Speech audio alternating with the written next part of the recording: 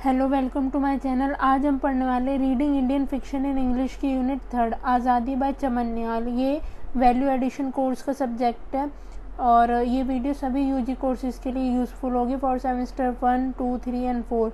So video को start करते हैं। Introduction. Azadi is novel written by the Indian writer Chaman Nihal, who was born before partition in Sialkot, Pakistan on 2 अगस्त 1927। जो हमारे author है यानी कि आज़ादी के जो नोवेल है जिन्होंने लिखा है इसको वो थे चमन निहाल, जिनका जन्म पाकिस्तान में हुआ था पार्टीशन से पहले सियालकोट में। ये जो जर्नी है इसमें उन्होंने मल्टीपल करेक्टर को बताया कि किस तरीके से अलग अलग जो करेक्टर हैं उनके साथ क्या हुआ और उन्हें किस तरीके से जैसे पार्टीशन के दौरान अपने होम टाउन सियालकोट को छोड़ना पड़ा और न्यू फ्री इंडिया में उन्हें मूव करना पड़ा और क्या क्या हिंदू मुस्लिम राइट हुए किस तरीके से, इन सब के बारे में उन्होंने बताया। और जो कहानी का मेन पात्र है वो बेसिकली एक मर्चेंट है, लाला कांशीराम, जो कि अपनी फैमिली के साथ एक शेयर्ड हाउस में रहते हैं जहाँ पर 7 अलग फैमिली रहती है। जो क्रिटिक्स हैं वो निहाल को उनकी राइटिंग जो उन्होंने की है इस नोवेल में उनके काफ़ी अप्रिशिएट करते हैं, क्योंकि उन्होंने काफ़ी मतलब बहुत ही विविडली डिस्क्रिप्शन दिया है इस अकाउंट पर कि क्या हुआ था पार्टीशन के डेज़ पर।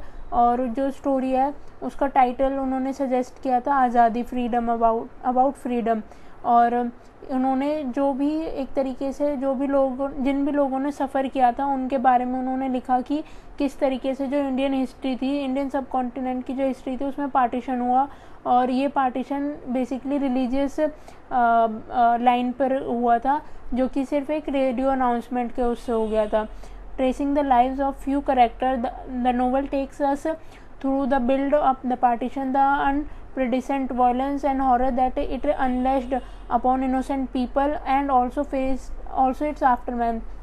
जो ये नोवेल है उसमें हमें बताती है कि किस तरीके से पार्टीशन के दौरान क्या एटमॉस्फेयर था, यानी कि किस तरीके से सब जगह वायलेंस थे और काफ़ी डरे हुए थे लोग। और ये सिर्फ पार्टीशन के टाइम पे नहीं बल्कि उसके बाद तक भी था, जिसमें कि मिलियंस ऑफ जो लोग थे उन्होंने अपने होम टाउन से दूसरे शहर को मूव किया for saving their life. The novel is also about the inability of people to accept partition, to actually go through it and finally reach India, where they will not have to start a new life. It is about the loss and quest for their identities and home in a strange land. उन्होंने ये जो novel है उसमें उन्होंने लोगों की instability के बारे में बताया, मतलब वो इनेबल थे इस बात को मानने के लिए कि पार्टीशन हो रहा है और मतलब उसके बाद वो किसी तरह इंडिया पहुँचे और उन्हें अपनी बिल्कुल ही न्यू लाइफ स्टार्ट करनी थी, बिल्कुल ही न्यू सिरे से। जैसे कि उनके पास ना कोई आइडेंटिटी थी और ना ही कोई लैंड था, वो एक तरीके से अलग ही जगह पर आ गए थे। और divided into 3 parts, the novel take us through the historical political circumstances that led up to the division of 2 countries। ये जो नोवेल है ये बेसिकली 3 पार्ट्स में डिवाइडेड है, जिसमें हमें उसके हिस्टोरिकल पॉलिटिकल सर्कमस्टेंसेस के बारे में पता चलता है कि किस तरीके से 2 कंट्रीज़ का डिवीज़न हुआ और उसके बाद क्या दंगे हुए और क्या क्या चीज़ें थी जो सब लोगों ने फेस की, जैसे कि महात्मा गांधी की डेथ थी, ये सब कुछ हुआ। निहाल shows the cruelty as well as humanity of both sides. The novel also consists of autobiographical element, as the writer himself had lived through the partition and was a victim as well as survivor. Azadi is focused on physical trauma and violence associated with one of the most brutal historical and political event in Indian history। जो ये novel है ये एक तरीके से ये एक autobiographical element है, जिसमें कि जो राइटर है वो अपनी जिस तरीके से उन्होंने पार्टीशन के दौरान जो भी चीज़ें फील की उसके बारे में उन्होंने बताया। वो एज अ विक्टिम और सर्वाइवर दोनों है।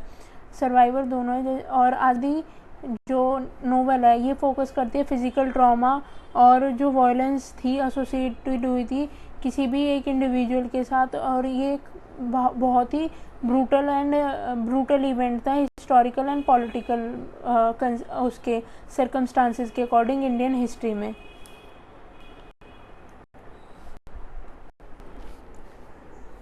अबाउट द राइटर, जो चमन निहाल है वो अपने जो नोवेल है आज़ादी उसकी वजह से बहुत ही फेमस हुए थे। उनका जन्म सियालकोट में हुआ था, जो कि पंजाब पाकिस्तान के रीजन में है। वो इंडिपेंडेंस के बाद इंडिया माइग्रेट हुए थे अपनी फैमिली के साथ, और उन्होंने जो अपनी एजुकेशन है यूनिवर्सिटी ऑफ दिल्ली से की थी with MA in English in 1948।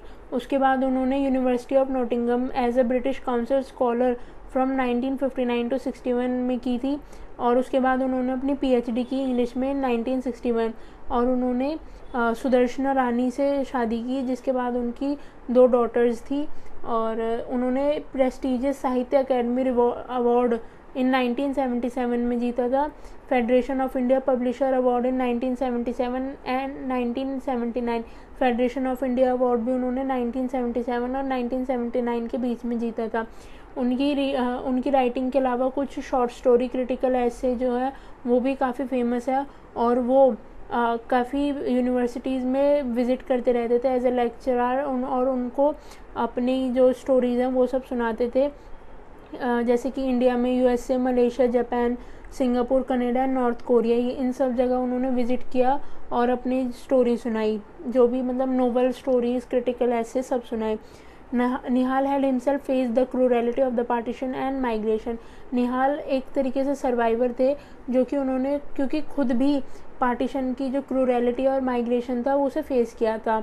The murder of Madhu, Lala Kanshiram's daughter and her husband has direct bearing on Nihal's life as he too lost his sister in a similar manner. जो एक इसमें आगे स्टोरी है उसमें जो लाला कांशीराम की डॉटर है उनका मर्डर हो जाता है, और उनके हस्बैंड का भी। तो ये जो स्टोरी है ये उनकी पर्सनल लाइफ में भी काफ़ी रिफ्लेक्ट होती है, क्योंकि उन्होंने पार्टीशन के दौरान अपनी बहन को भी खो दिया था इसी तरीके से।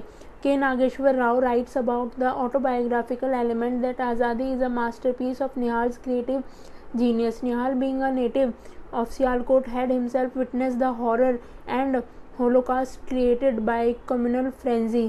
जो के नागेश्वर राव है उन्होंने आज़ादी जो कि एक मतलब निहाल का जो वर्क है आज़ादी पर उसको एक मास्टरपीस बोला है, क्योंकि ये एक ऑटोबायोग्राफिकल एलिमेंट है। और निहाल जो है वो सियालकोट के नेटिव थे, यानी कि वहाँ के रहने वाले थे, तो उन्होंने खुद भी ये सारी चीज़ें फेस किया, जैसे हॉरर, हॉलोकास्ट जो भी क्रिएट हुआ था कम्युनल राइट्स के दौरान, ये सब उन्होंने फेस किया है। तो इस तरीके से जो ऑटोबायोग्राफिकल एलिमेंट है इसमें स्टोरी में वो काफ़ी अच्छे हैं, रियलिस्टिक है। He also note that Nahal has written both about the pleasure and pain of the partition.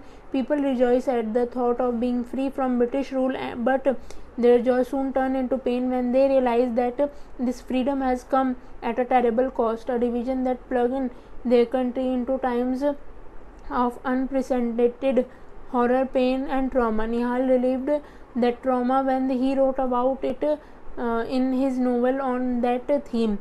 जो निहाल है उन्होंने इसके बारे में भी बताया कि जो लोग थे वो खुश भी थे, खुश थे और काफ़ी दुख थे, क्योंकि एक तरफ उन्हें आज़ादी मिली थी ब्रिटिश रूल से, वहीं बाद में उन्हें रियलाइज़ हुआ कि जो ये फ्रीडम है वो एक बहुत ही टेरेबल कॉज पर उन्हें मिली है, क्योंकि उनकी कंट्री का डिवीज़न हो रहा था on the basis of religion.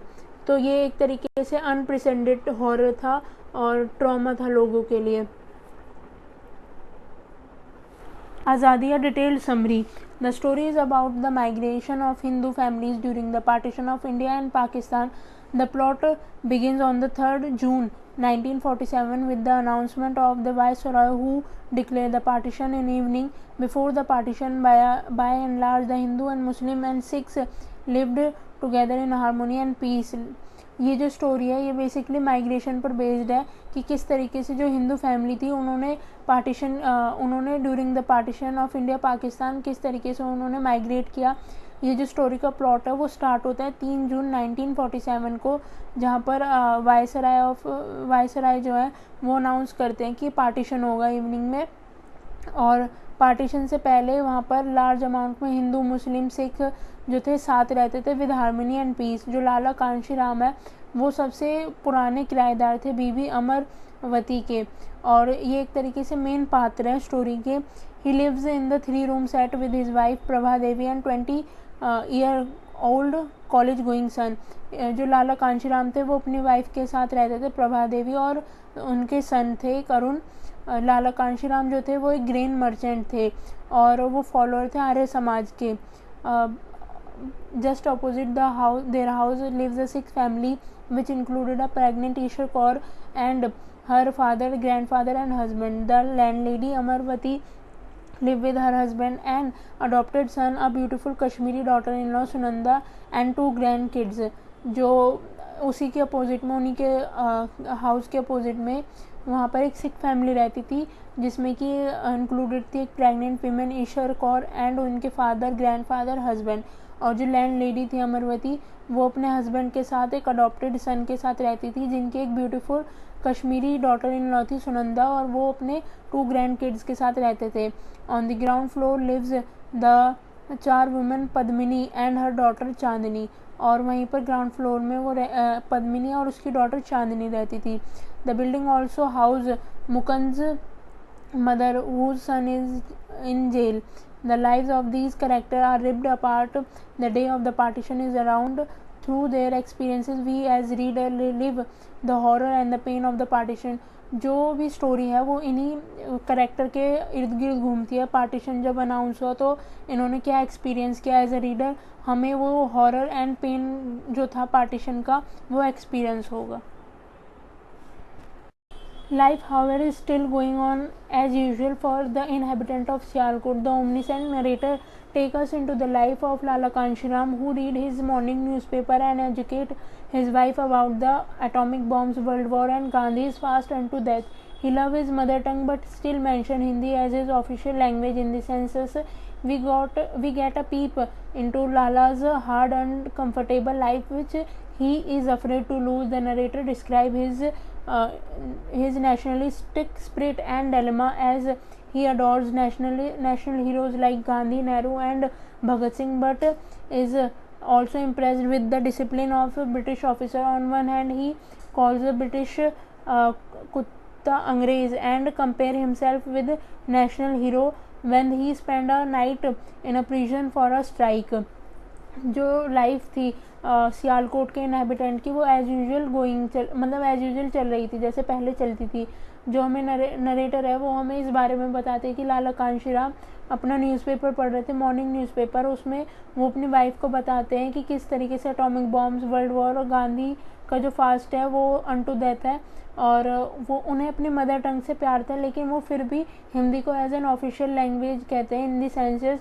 लेकिन इसके साथ साथ हमें इस बात का भी पता चलता है कि जो लाला थे वो काफ़ी डरे हुए थे कि कहीं जो उनकी हार्ड एंड कंफर्टेबल लाइफ है वो उनसे छिन ना जाए। और नरेटर इस बारे में भी डिस्क्राइब करते हैं कि वो अपनी नेशनलिस्ट स्पिरिट और जो हीरोज़ थे लाइक गांधी, नेहरू, भगत सिंह, उनके साथ साथ वो जो ब्रिटिश ऑफिसर्स थे उनके एक तरीके से उनके डिसिप्लिन से काफ़ी इम्प्रेस थे, तो इस वजह से वो असमंजस में थे।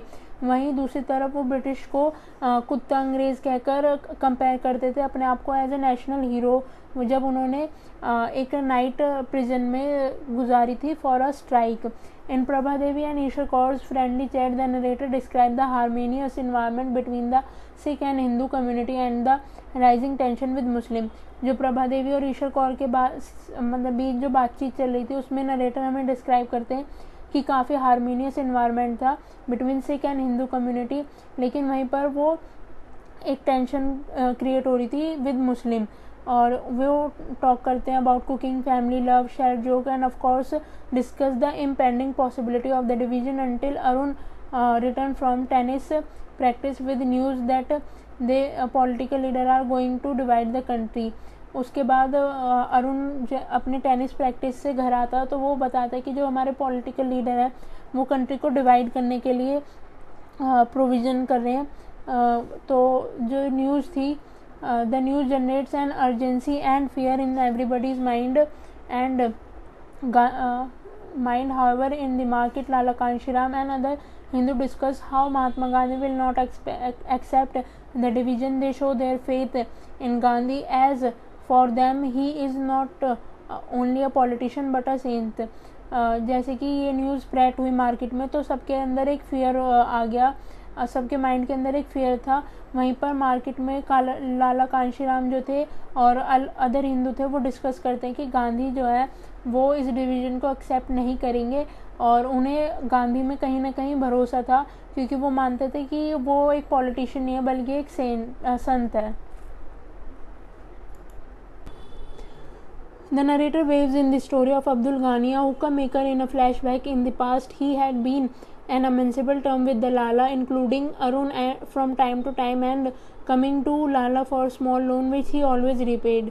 Once the partition is announced, he becomes a perfect example of how political leaders exploit the masses for playing their own division politics. It takes him no time to turn from friend to foe under the influence of Muslim leader whose only aim is to spread hatred between the two communities. जो narrator है वो अब story को अब्दुल घानी की तरफ wave करते हैं, जो कि एक हुक्का मेकर था। पास्ट में लाला कांशीराम के साथ अब्दुल घानी के बहुत ही काफ़ी मतलब अच्छे टर्म थे, इंक्लूडिंग अरुण। और जो अब्दुल घानी था वो लाला कांशीराम के पास आता रहता था स्मॉल लोन लेने के लिए, जिनको वो अच्छे तरीके से चुका भी देता था। और ये एक तरीके से परफेक्ट एग्जाम्पल है ये स्टोरी जो है कि किस तरीके से जब पार्टीशन अनाउंस हुआ तो जो पॉलिटिकल लीडर थे उन्होंने जो जनता थी उनके माइंड को किस तरीके से एक तरीके डिवाइड कर दिया था। क्योंकि जो अब्दुल घानी था उसने मुस्लिम लीडर जो थे उनके इन्फ्लुएंस में आकर बिल्कुल भी टाइम नहीं लगाया अब लाला कांशीराम को दोस्त से दुश्मन बनाने में। उनका जो पॉलिटिकल लीडर थे उनका मेन मकसद था कि दोनों कम्युनिटीज़ के बीच में हेटर स्प्रेड हो। The narrator recount how Abdul घानी thought partly hookah maker was treated was an equal by his neighboring Hindu businessman in a bazaar, and he had lived in peace with them. But the Muslim League had slowly made him aware of threat to him in a free Hindu India. जैसे कि इसमें बताया गया, narrator बताते हैं कि जो अब्दुल घानी है वो पहले काफ़ी अच्छे तरीके से मतलब इक्वली मार्केट में ट्रीट होते थे हिंदू बिजनेसमैन के द्वारा, और वो काफ़ी पीस के साथ रहते थे। लेकिन जो मुस्लिम लीग थे उन्होंने उसे मतलब अवेयर किया कि थ्रेट के बारे में कि जो है इंडिया मतलब फ्री हिंदू इंडिया के बारे में। It was not a question of his personal view. The League of Jinnah Sahab know better. They said, view your Hindu neighbor with suspicious, and he did that.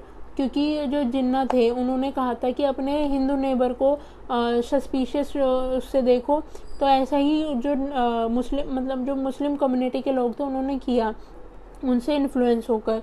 They said there should be Pakistan and he shouted for Pakistan. उन्होंने जैसे पाकिस्तान का तो उन्होंने भी पाकिस्तान का जो अब्दुल घानी थे। Lala Kanshiram return home and pray to Lord Kishan before the radio announcement. Lala Kanshiram घर आए और उन्होंने प्रे की लॉर्ड किशन से before the announcement, radio announcement. A vague sense of doom spread in the room as everyone waited for the news with bated breath. Before the announcement, the narrator talked about Nehru as a political leader who had important work to do, discipline to follow instead of helping the poor. Finally, the Viceroy and Pandit Nehru announced the partition of India and Pakistan. The first reaction is disbelief. How could their leader betray them in this college manner? जो viceroy और पंडित नेहरू थे उन्होंने partition का announce किया India और पाकिस्तान के बारे में। जो फर्स्ट रिएक्शन था लोगों का वो एक तरीके से डिसबिलीफ का था कि किस तरीके से उनके जो लीडर हैं वो उनको धोखा दे सकते हैं इस तरीके से। Total confusion and fear soon follow. बिल्कुल ही कन्फ्यूजन और फियर का जो एनवायरनमेंट था वो आ चुका था। What will happen now is the question on everybody's mind. अब आगे क्या होगा ये क्वेश्चन सबके दिमाग में था, और ये इम्पॉसिबल था कि हम समझे कि सिर्फ एक अनाउंसमेंट के साथ एक कंट्री दो पार्ट्स में डिवाइड हो गई। जो पीपल वहाँ पर रहते थे उनके बारे में क्या होगा, ये सारे इन सब के बारे में लोग सोच रहे थे। As Lala Kanshiram and his neighbor have dinner in a fair, the Muslims celebrated the victory of Pakistan with firecrackers and drums. लाला कांशीराम जो और जो उनके नेबर थे वो डिनर कर रहे थे फियर के साथ। वहीं पर जो मुस्लिम थे पाकिस्तान वो सेलिब्रेट कर रहे थे कि अनाउंसमेंट ऑफ पाकिस्तान हुई है, और उन्होंने फायर क्रैकर ड्रम्स के साथ उनको सेलिब्रेट किया। उसके कुछ दिनों बाद जो टेंशन का माहौल था वो काफ़ी बढ़ गया था सियालकोट में, और बल्कि पूरे इंडिया और पाकिस्तान में। Arun gets a chance to meet his girlfriend Noor, but they end up having an argument about their future in current political and religious unrest. जो अरुण थे वो अपनी गर्लफ्रेंड नूर से मिलने जाते हैं और वहाँ पर वो एक आर्ग्यूमेंट करते हैं कि उनका क्या फ्यूचर होगा करंट पॉलिटिकल और रिलीजियस अनरेस्ट जो सिचुएशन हो उसके हिसाब से। In a flashback to the past the narrator gives us the story of Chaudhary Barkat Ali and Lala Kanshiram's friendship and also the beginning of Arun and Noor's love story. जो नरेटर है वो फ्लैशबैक में जाके हमें बताते हैं कि किस तरीके से जो चौधरी बरकत अली थे और लाला कांशीराम थे वो उनकी फ्रेंडशिप थी, और वहीं से ही अरुण और नूर में लव स्टोरी, अरुण और नूर की लव स्टोरी स्टार्ट हुई। और we are told that Barkat Ali and Lala both attended Gandhi's rally in Ramtalai वंश। और जो बरकत अली थे वो लाला कांशीराम की तरह गांधी को बहुत ही ज़्यादा मानते थे, और बरकत अली के लिए गांधी का जो स्टेटस था वो उनके रिलीजियस से काफ़ी दूर था, मतलब बियॉन्ड एनी रिलीजन था। वो गांधी के ट्रू फॉलोअर थे और वो बिलीव करते थे, बरकत अली जो थे वो बिलीव करते थे नॉन वायलेंस में, और हिंदू मुस्लिम भाई भाई ब्रदरहुड में बिलीव करते थे। वहीं स्वदेशी एंड ऑल्सो थिंक दैट पूर्ण स्वराज इज़ पॉसिबल, वहीं वो स्वदेशी और पूर्ण स्वराज को भी पूरा पॉसिबल मानते थे। और जो लाला थे वो भी इसी तरह की स्पिरिट रखते थे गांधी के लिए। और उसके बाद disappointed after an argument with Noor British Arun and Munir visit sergeant bill Davidson. The narrator described the background of their friendship. Bill condemns the partition and call it a stupid decision. However, he suddenly called Gandhi bloody Gandhi, at which both Munir and Arun feel offended.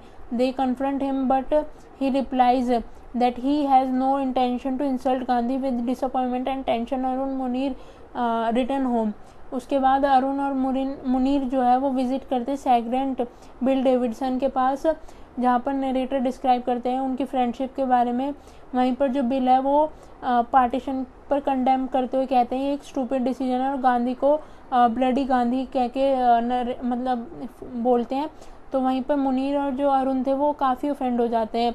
फिर bill उनके सामने confront करते कि उनका intention जो था वो गांधी को इंसल्ट करने का नहीं था। उसके बाद डिसअपॉइंटमेंट और टेंशन के माहौल में अरुण और मुनीर अपने अपने घर जाते हैं। On June 24, the first riot happened in Sialkot after the Legislative Assembly of Pakistan accepted the partition. Thereafter began a daily ritual of murder, rapes, loot and fires.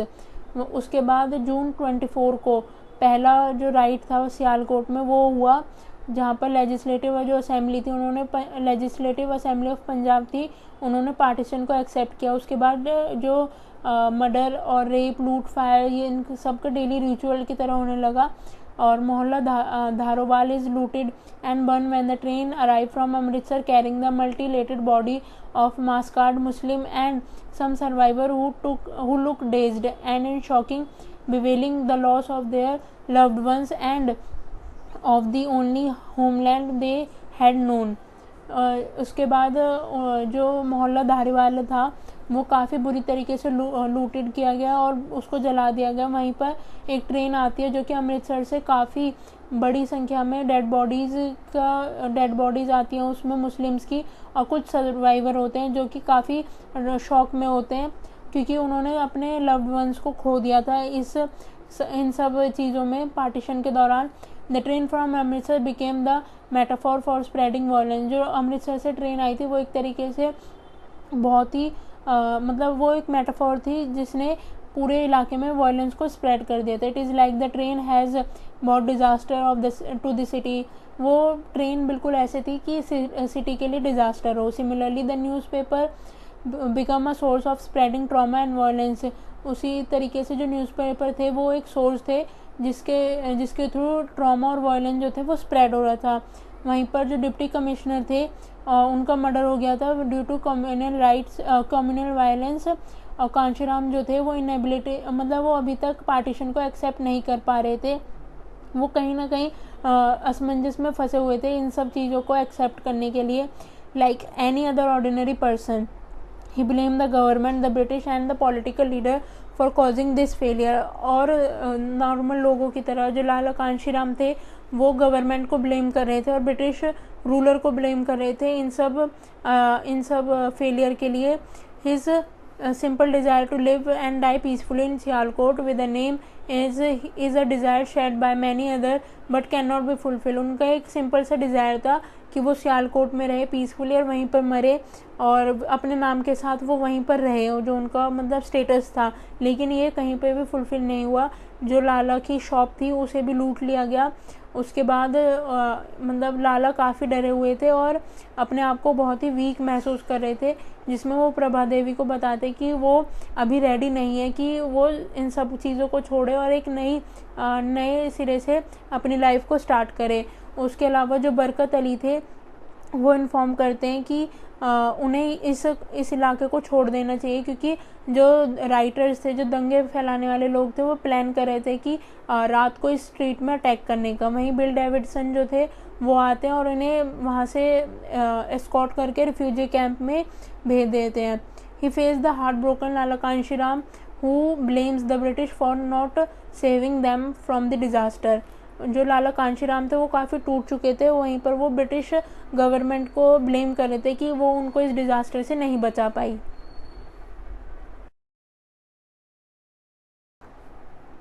ये बेसिकली वीडियो का पार्ट 1 था। Part 2 भी अभी जल्दी upload किया जाएगा। Thanks for watching. अगर आपको वीडियो पसंद आई हो तो वीडियो को लाइक करें, वीडियो को शेयर करें एंड चैनल को सब्सक्राइब करें।